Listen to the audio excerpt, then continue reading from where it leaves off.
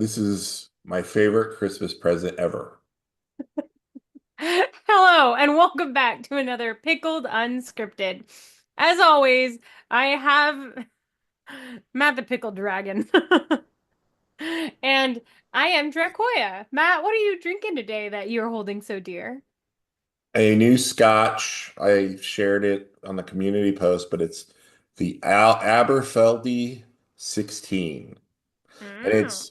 it is stored in oak casks, but they eventually the last 6 months of its aging, it gets moved to sherry casks. And it kind Ooh. of make and they talk about it giving it a distinctive like honey hint or note, and they're so right. So good. That sounds so yummy. Save some for me. I need to come visit you soon. Oh, so good. And I am actually just sipping on the same French cognac that I've had for the last couple of weeks. Eventually, one day, I will be able to afford to go back to the liquor store and pick more things up. And if you want to help me do that, guys, go to dnddice.com. dnddice.com and use code PICKLED for dnddice.com actually, you know, I went probably 20 years without buying dice. I was gifted dice and all this stuff. Actually, it might have even been more than 20 years. It might have been like 25 years because it was right before third edition came out that I had bought my last set of dice and I had used them.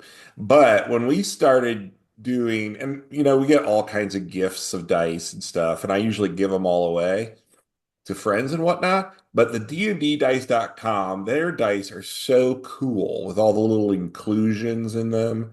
And oh my God, I really like their dice. And I think every single set I have right now are dnddice.com dice. And I'm like, and I'm not just saying that because they've been kind enough to sponsor us. I genuinely like their dice. So there.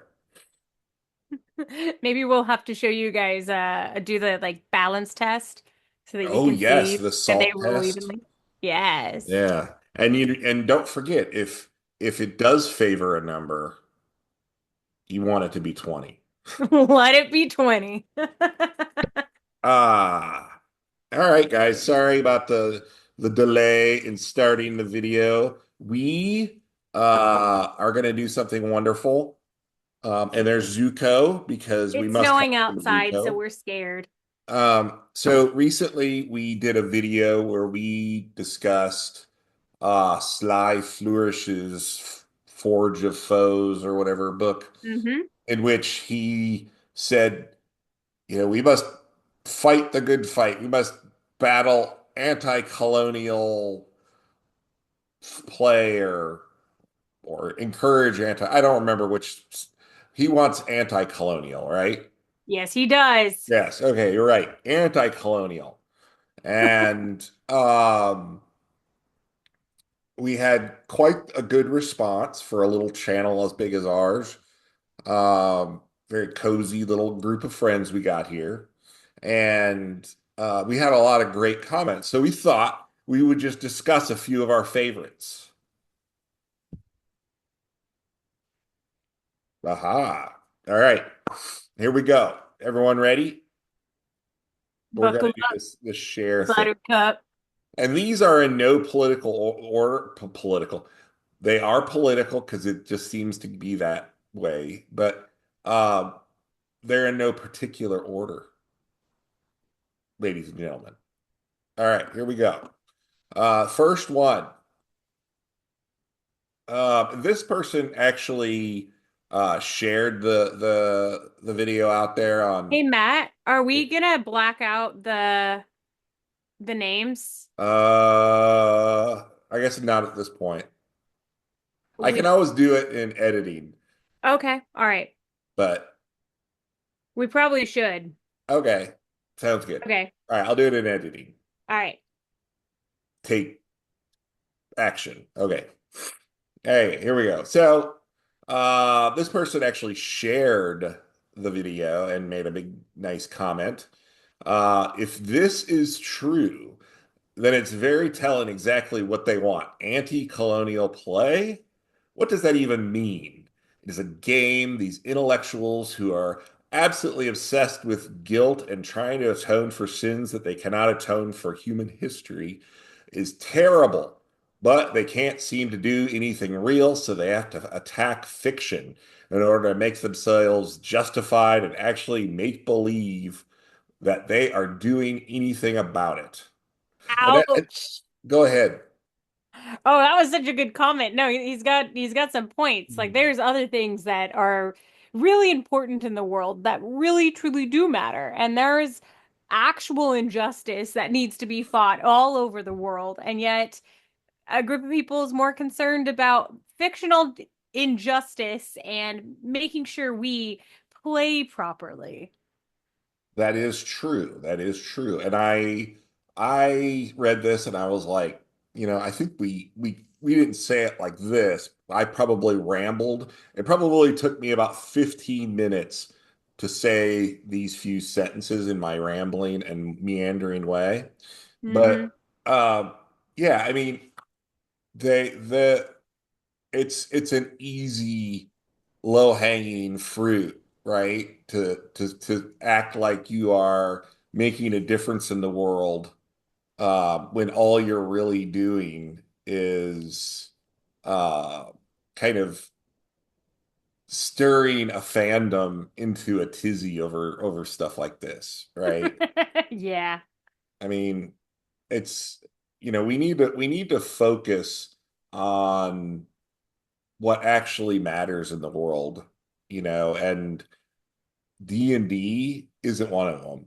Like it's not the place to battle injustice, so societal, systemic injustice. Because it is just fiction. There's nothing real here. It's a game. It's like saying we need to decolonize Monopoly or decolonize Shoots and Ladders. It's no different. Fight racism in Candyland. Yes. Candyland, they need to release the slaves now, free the slaves from the gumdrop factories. Poor little gumdrops. Yes. So here's another one we got. All right. Oh, this was a good one. All right. As a person who survived the satanic panic of the 80s and 90s, I'll tell you what, they were burning lots of gamers at the stake. So I find all of this incredibly insulting. We spent years convincing parents, teachers, pastors, police, and others that we knew the game was just make believe, that there wasn't, and it wasn't turning us into criminals and murderers. Now, with the help of the makers of the game itself, in tandem with a minority allowed and paranoid influencers, we're being told that players cannot be trusted to know those differences and make choices for the sake of fictional drama of their own games. It's insane. And it is insane. I gotta say, I survived the satanic panic. I was hidden in a wall for 20 years with my dice. And uh and they're right, because I distinctly remember having to tell people, adults, 40 years ago or whatever it was more than 40 years ago. That you're not I worshiping can Satan. distinctly remember saying, no, we kill the demons and destroy the devils and we rescue the damsels and all the D's, You right? know, I remember growing up in Texas and my parents found out that my brother and I were playing 3E and they were like, "Listen, kids, you guys can keep playing, but you can't tell grandma." Well, where I live in southern Louisiana, it is still to this day, you're not seeing gamers walking down the street with their player's handbook under their arm. Those player's handbooks are tucked safely into backpacks and whatnot. Hmm. It's where we still don't have our own gaming convention down here. We don't, there are very few. game stores. I think right now New Orleans only has one. Um, I think that there are multiple locations, but it's the same guy. Uh, so, but yeah, I mean, it's still a thing today. So, and we're going to talk about that in the future because we got some juicy stuff to share with you. Poor grandma.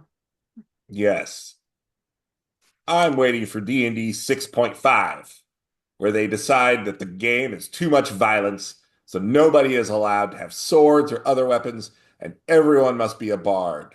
You're going to put your eye out, right? This made me laugh because you and I both know that's exactly where their future mobile game is headed. I I mean, mean, that's probably exactly why in the movie they made the bard like the main guy.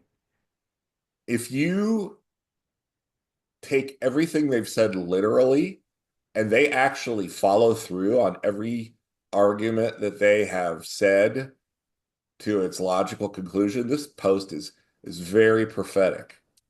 Bot on. The problem is you know that WotC's just saying the things they think their fan base wants. I Mm-hmm. personally think it's not going to pay off for them, but And it hasn't been paying off so far. yeah, I know that has been a recent uh there's been some recent polling, and I'll have to track down the polls, but there's been some recent polling that shows that players prefer 5E 2014 over 6E 2024. What? Well, we'll have to put that in a separate video. Moving on to the next comment. Yes, I'm just commenting. All right, what's this one? Oh, I like this one. Go ahead, Dracoya, unless Zuko's head is in your way. Zuko's head is in the way. Oh, I'll go.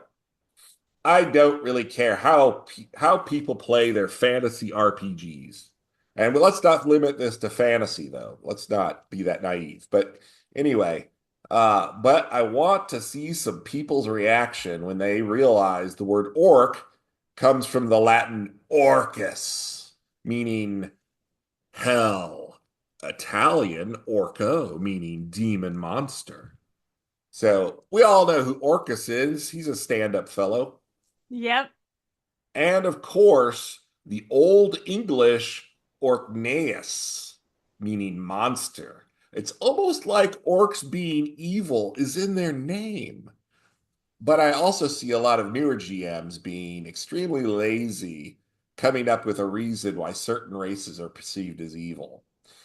That last sentence is fantastic. Right.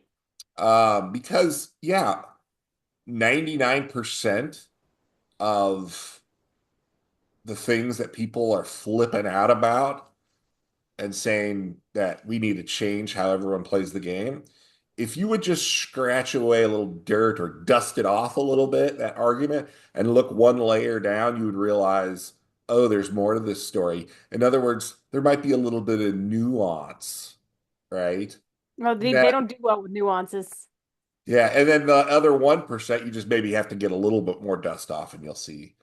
Uh, I don't know. It's infuriating, but here we go. Here you go, Dracoya. Go for it. Oh, as a bisexual, if anyone told me I had to play a gay character, and if I didn't, then I was part of the problem, then I guess I am a problem. Then I guess I am a problem then. I grew up playing first and second edition, and I see no reason to change anything about it. Gnolls are evil, orcs are evil, humans are good, evil, and in between. That's it. But if you want to play them different, more power to you. Just show me the same courtesy. Oof, Yeah. I love And that. and I think that like for myself, I wouldn't get so irritated and we wouldn't be doing all these videos probably if they being the authors of these books where they tell everyone that they're playing the game wrong. You know, if Sly Flourish hadn't said something to the effect like you're playing the game wrong. Like you're part of the problem if you are playing with these colonialist ideas. Like, uh, if that article had just been, hey, this is how I play and here's why, with no insinuation that others should be playing the same way or you have to play this. I wouldn't have had it nearly as much of a problem with his little anti-colonial diatribe. But it's just when there's that more morality judgment where they're like, hey, we're better than you, and you Yeah, I better you can't better stand shape that. up. Just leave me alone. It has no impact on your life. And if you guys want to play like a bunch of pansies, then you go right ahead. Here, Yeah. I'll even make the little cards for you. Just leave me out of it. This one's pretty cool because there's like a back and forth here, and I think everyone has an interesting um, Perspective. perspective. Thank you. Never say Never. you are all Oh, right go with ahead. being the problem, particularly when you are not the problem. Cultural subversion and those doing it are the problem, not you and not anyone else pointing out of the lunacy of said cultural subversion. We are watching the normalization of their new normal, and it is not just WotC pushing this crap. Movies, TV shows, new books, and old books rewritten by sensitivity readers, just to name a few aspects outside the gaming bubble. Everything is woke these days, and very few exceptions. The activists are everywhere and keep falling forwards as if they were in government or something. Fun fact, if something needs to be normalized, it was never normal to begin with. Also, it would not surprise me if someone used the soundbite of you admitting that you are all right with being the problem in virtue signals to call themselves good while claiming you are all right with being evil. Their presentation without the context of what you meant works great to turn their own lunatic followers against you and everyone else that has a problem with this crap. Radicalization of others through virtue, which we refer to as propaganda. That was good. Yeah. And then there was this response that we thought was interesting because it's right. I mean, there's some truth here too. Um, if something needs to be normalized, it was never normal to begin with, quote unquote. This is true, but maybe some things aren't normal. Some things that aren't normal should be. Maybe some things that are normal shouldn't be. It's how cultures and civilizations grow and advance. Otherwise, they become stale and irrelevant. And that's true too. At one time it was normal that countries had slaves, right? And now in the West, at least, it's not normal. So that's good. Not Um, the original poster here, um, I think there are some very solid points there.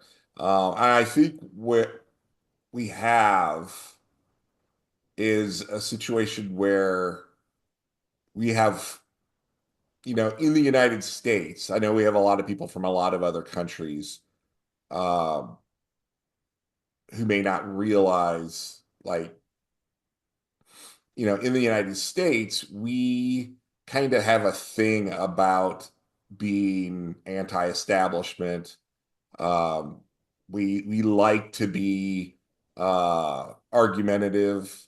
We like to speak power to authority, and so when someone tells us not to be something or don't do that, and it doesn't make a whole lot of sense, or we disagree with it fundamentally, like this original topic, we tend to, just embrace be the anti-hero, if you will, like be the problem, track mud on someone's carpet, uh, we aren't going to be satiated with a lesser product, that being D&D or whatever role-playing games are, just because somebody says, hey, we should eliminate all conflict from our games so that people don't get upset or whatever.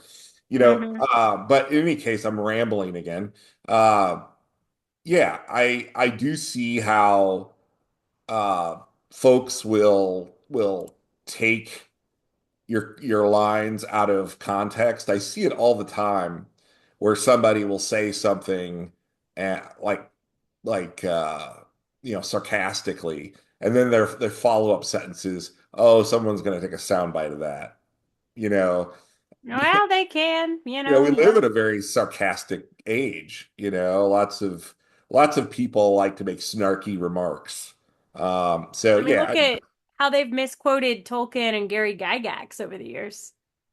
You're yeah, next, and I Matt. think the biggest problem with Gygax has been context. Like he was a sarcastic guy, and a joker, if you will. Um, and I think when I read a lot of the posts that people have a problem with, I see, you and I have seen uh, him trying to make a humorous remark, but the people who lack a sense of humor take everything literally. So Right. we've talked about all that before. What do we got next? Oh, this one. This is the one. Oh, yeah, I liked this one. You aren't playing right if you aren't fixing an injustice. At level one, what injustice is there at level one or level two to solve injustice? And I responded to this guy, there's lots of injustice to start at level one, entirely depends on the campaign. So he responds with he'd like some examples. So I figured, hey, let's give him some examples. Yeah, I mean, a very simple one would be a bunch of goblins are attacking merchants along a busy highway. They're being highwaymen. They're, you know, burning and looting and pillaging. You can do that at So level you one. bring those goblins to justice, the sword arm of justice, right? You can solve all kinds of things at level one. You don't even have to do something that's combat heavy. You could spend some Yes. time unraveling a mystery. Who Yes. done it? Who killed who? And then by the time they are level two or three, chase that guy down. You could even have a uh you could even have a Salem witch trial scenario, Ooh. right? As a kind of a mystery slash horror story, and you could actually play that in my adventure series, The Days of Blight, available on the DM's Guild, sadly. Where is it? It's on the DM's Guild. I Oh, there we published it go. out there in like 2015 or 2016 or whatever, whenever it popped up. Take a look at his adventure, guys. You could That was even one series. There's this whole trilogy of things that your first you can take your first level characters from first all the way up to 12th level on that you could series. even do something as simple as fight a bug infestation. Yes. Maybe the gay dwarves and the blacksmith, they realized that having cookies in the smithy is probably a bad idea. And now they You can have, be OSHA. you can be You could be OSHA. the dwarven OSHA. God. Sounds good. I think this is the last one. All right, guys. We've been messing around with you enough. Here, let's do this last one. People like this think fantasy creatures are nothing more than stand-ins for real-world groups. I personally think I'm outside of the comment again, but I personally think when they do that, whether they're talking about orcs or anything else, um, it's a shoehorn that they use just to get in. I don't think that they really believe that orcs are black people or anything like that. But that's just me. In any case, and that these creatures must be treated equitably, lest it reflect negatively on the real world group it obviously represents in their minds. See, that's the key. All of it is just a projection of their own guilt because they believe that they belong to a superior group, and it is their duty to treat lesser groups with paternalistic benevolence.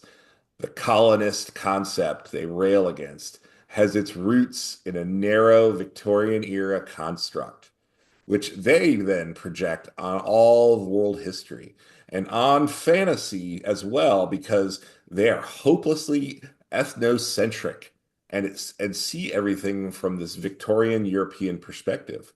It all betrays their own biases. A typical line of logic for one of these guys would go as follows: Orcs are ugly and brutish. Well, then clearly you must have intended them to represent insert real world ethnic group here. I mean, I don't think those people are ugly and brutish, but I'm sure you do because you're not as enlightened as I am. So don't call orcs uncivilized because that would mean those people are too. And that's not very nice thing to say out loud. This one is great because it could be it's kind of a microcosm of all of the culture war Good. in gaming, right? It's good. It's solid. I It's mean, so good. Yeah, we had to appreciate all the great comments that happened in our last video. And help some people out. So shout out to you guys. Thank you for all your support. Thank you for all the likes, all the comments, and all the subscribes. Keep doing that stuff. And as always, come back to have another round on us. yes.